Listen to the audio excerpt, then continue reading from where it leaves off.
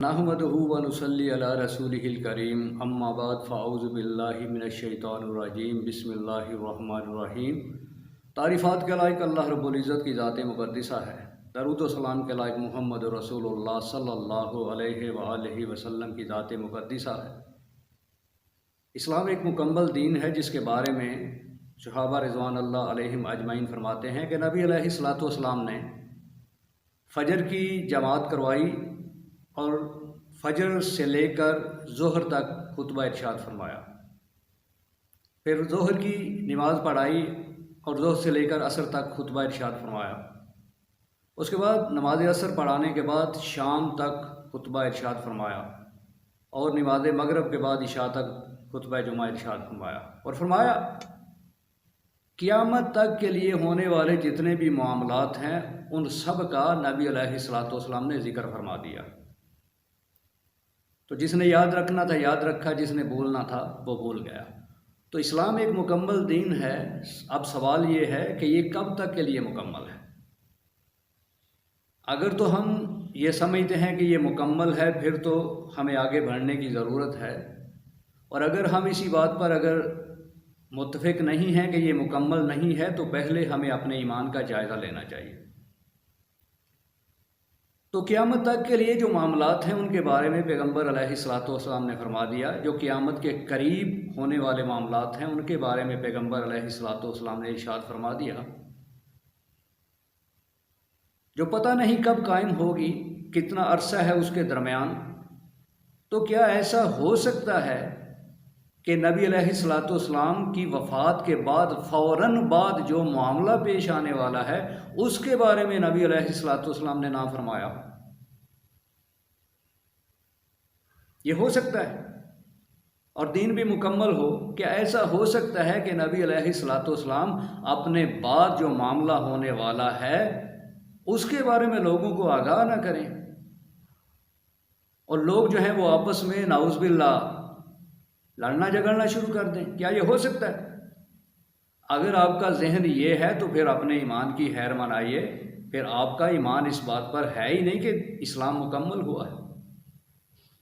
پھر آپ کا مقصد یہ ہے کہ نبی علیہ الصلوۃ والسلام کی طرف جو وحی کی گئی آپ نے نعوذ باللہ وہ وحی آگے نہیں پہنچائی۔ حالانکہ خطبہ حجت الوداع پہ نبی علیہ الصلوۃ والسلام نے فرمایا کہ اے لوگو، کیا میں نے اللہ کا دین تم تک پہنچا دیا؟ سب نے کہا کہ ہاں۔ تو آسمان کی طرف مقدس نظروں کو اٹھایا اور کہا کہ اللہ تو بھی گواہ ہے۔ تو آئیے بات کو لے کر آگے چلتے ہیں کہ پیغمبر علیہ الصلوۃ والسلام کے اس دنیا کے جانے کے بعد آگے کیا معاملہ ہے، آپ کا جانشین کون مقرر ہونے والا ہے، کس کو سونپ رہے ہیں آپ، یا امت کو ایسے ہی چھوڑ کر جا رہے ہیں؟ یہ ہو سکتا ہے؟ یہ تو ہو ہی نہیں سکتا۔ تو آئیے بات کو لے کر آگے بڑھتے ہیں۔ بات کوئی اتنی سنجیدہ نہیں ہے، اتنی گمبھیر نہیں ہے، اتنی اس کے اندر الجھن نہیں ہے، بنا دی گئی۔ اگلی بات ہے ماننے کی۔ تو جس نے نہیں ماننا اس کو دلائل دو، ثبوت دو، جو مرضی ہے دو، وہ تو ماننے کے لیے تیار ہی نہیں۔ کیا کہا مکہ والوں نے کہ آپ یہ کر کے دکھائیے آپ کو مان جائیں گے، چاند کے 2 ٹکڑے کر کے دکھائیے آپ کو مان جائیں گے، آپ یہ بتائیں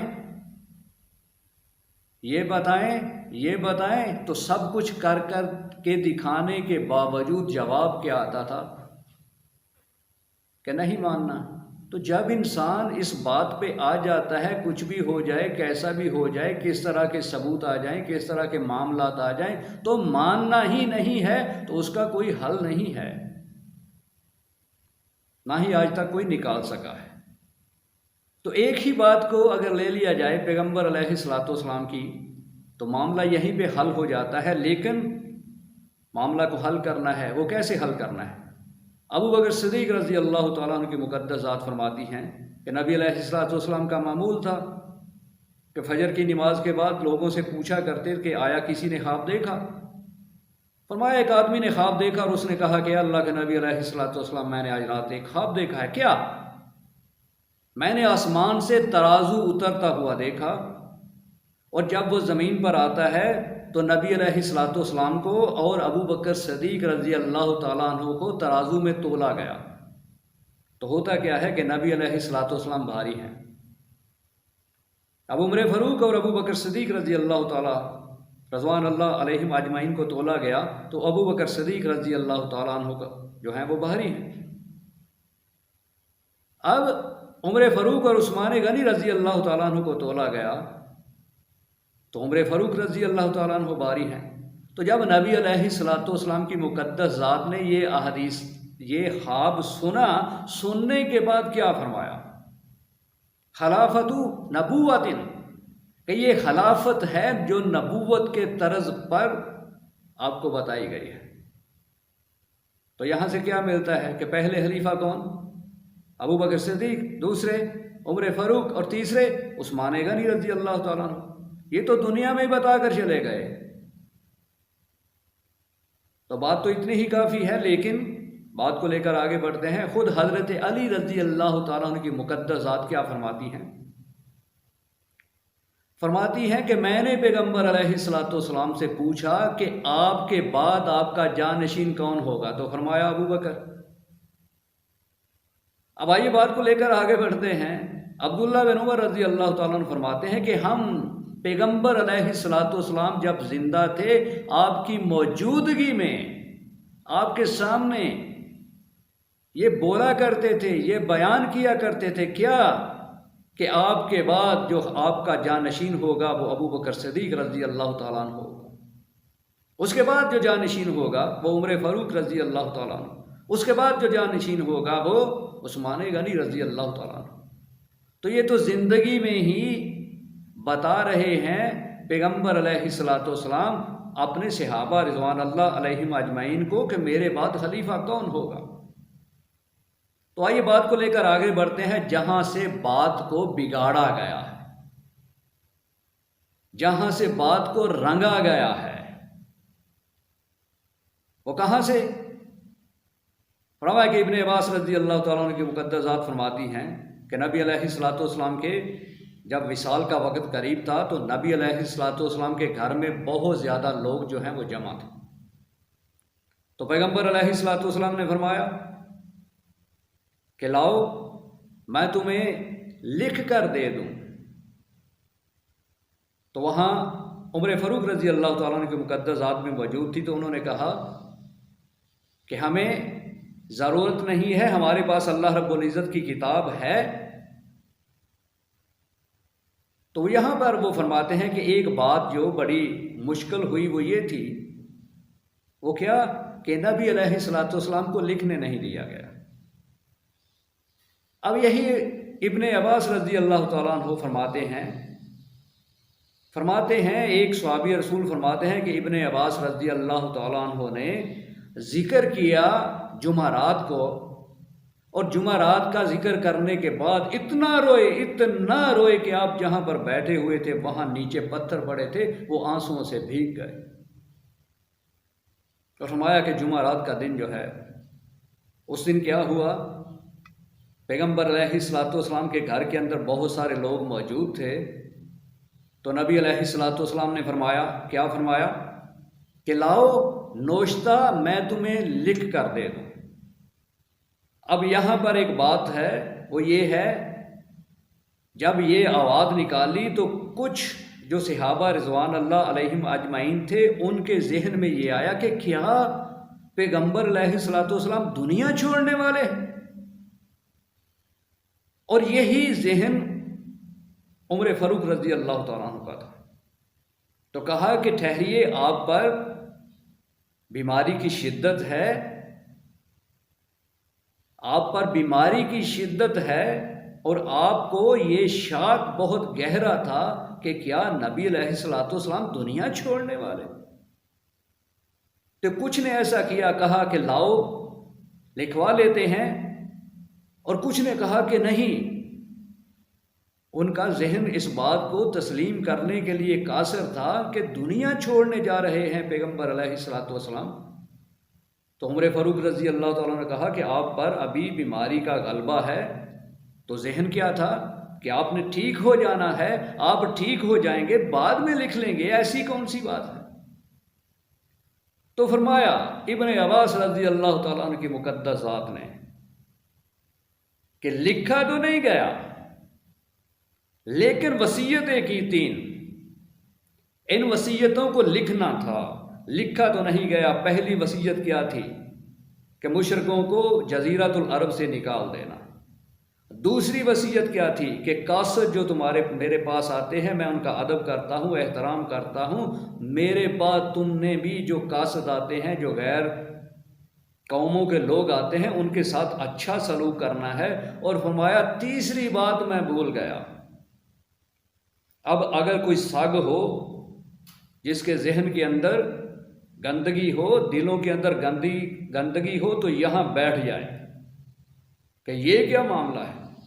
ابن عباس رضی اللہ تعالیٰ عنہ کو 2 باتیں یاد ہیں، تیسری کیوں یاد نہیں؟ تو یہ جو ارشاد فرمایا ہے، یہ جو وصیتیں کی ہیں، یہ سارے کے سارے لوگوں کے سامنے کی ہیں، چھپ کر نہیں کی۔ اور بات کو لے کر آگے چلتے ہیں کہ لوگ اکٹھا کیوں ہوئے ہیں، اتنے لوگ جمع کیوں ہوئے ہیں۔ ایک بات تو یہ ہے کہ پیغمبر علیہ الصلوۃ والسلام مرض الموت کے قریب ہیں، وصال کے قریب ہیں، لیکن اگر بات کو دیکھا جائے، سوچا جائے تو اتنے لوگ اکٹھا کیوں ہوئے؟ حالانکہ امہات المومنین کے گھروں کے اندر اجازت لے کر آنا، اتنا رش جو ہے وہ تو منع کر دیا گیا پہلے سے۔ آج لوگ کیوں اکٹھا ہیں؟ آج لوگوں کو اکٹھا کیا گیا ہے۔ اور کیا اکٹھا کس نے کیا؟ محمد رسول اللہ صلی اللہ علیہ وآلہ وسلم کی مقدس ذات نے۔ اور یہی ابن عباس رضی اللہ تعالیٰ عنہ فرماتے ہیں، کیا فرمایا کہ میں نے حضرت علی رضی اللہ تعالیٰ عنہ سے کہا کہ آؤ چلیں نبی علیہ الصلوۃ والسلام کے پاس اور ان سے پوچھیں کہ آپ کے بعد آپ کا جانشین کون ہوگا۔ تو حضرت علی رضی اللہ تعالیٰ عنہ کیا فرماتے ہیں؟ فرمایا کہ اگر تو خلافت ہمارے لیے ہے تو ہمیں مل کر رہے گی، لیکن اگر پیغمبر علیہ الصلوۃ والسلام نے اس چیز کا انکار کر دیا گیا تو قیامت تک ہمیں خلافت نہیں ملنے والی۔ اب اکٹھا کیوں ہوئے ہیں لوگ؟ لوگوں کو اکٹھا کیا گیا ہے۔ کس لیے اکٹھا کیا گیا ہے؟ اس لیے اکٹھا کیا گیا ہے کہ آج اعلان ہونے والا ہے، آج بتایا جانے والا ہے کہ میرے بعد اگلا جانشین کون ہوگا۔ عائشہ صدیقہ کائنات رضی اللہ تعالیٰ عنہ فرماتی ہیں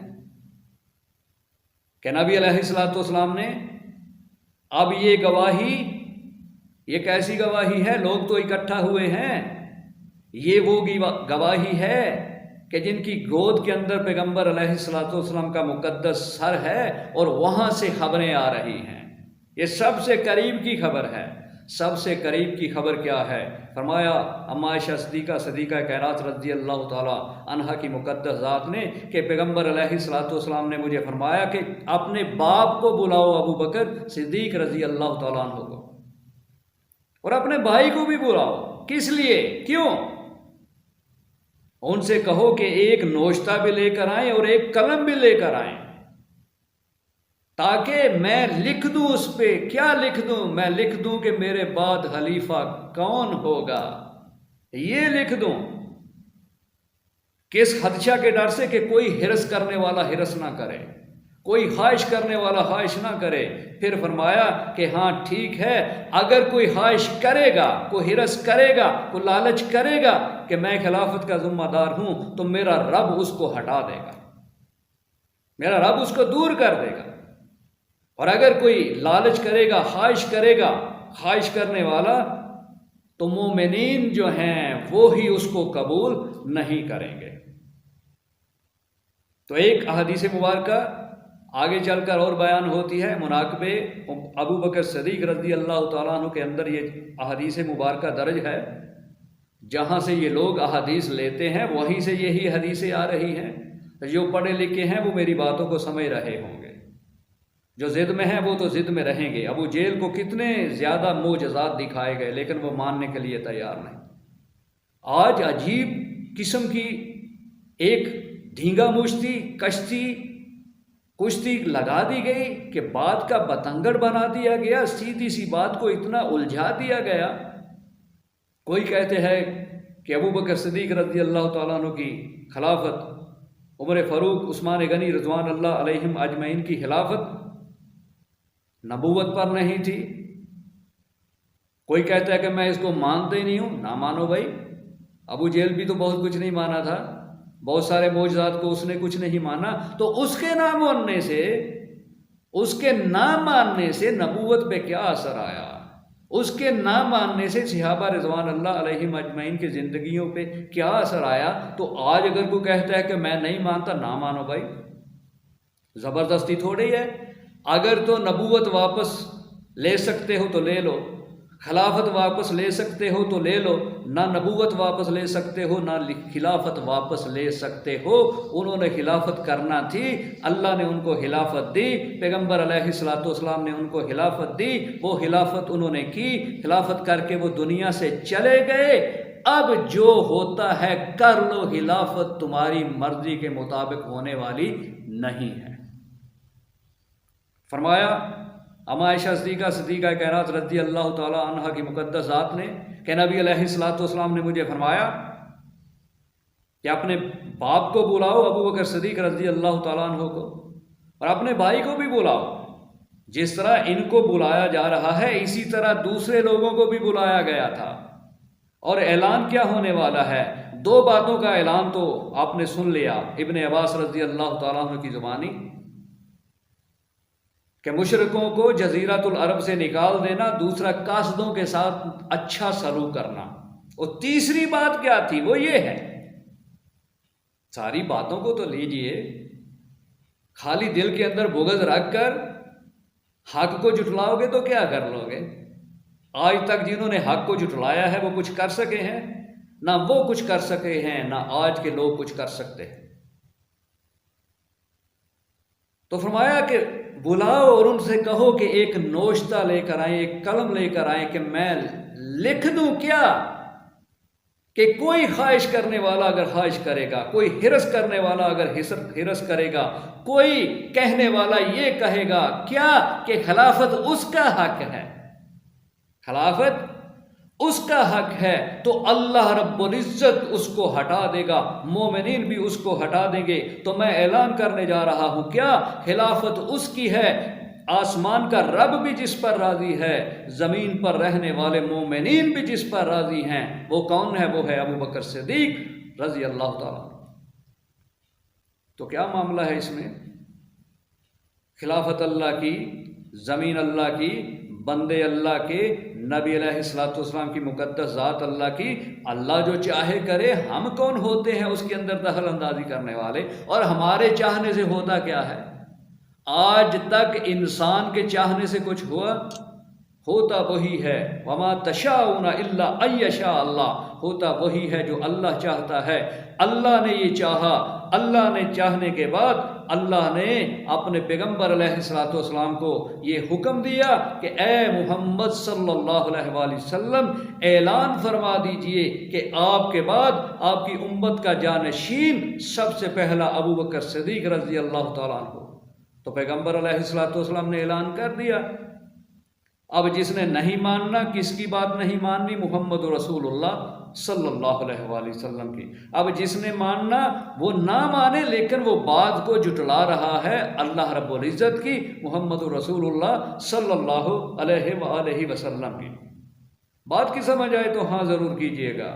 اپنے لیے بھی اللہ رب العزت سے دعا ہے، آپ سب دوستوں، بزرگوں، ساتھیوں اور سننے والوں کے لیے بھی اللہ رب العزت سے دعا ہے کہ اللہ تبارک و تعالی ہم سب کو صحیح دین کو سمجھنے اور اس پر عمل کرنے کی توفیق عطا فرمائے۔ وآخر دعوانا ان الحمد للہ رب العالمین۔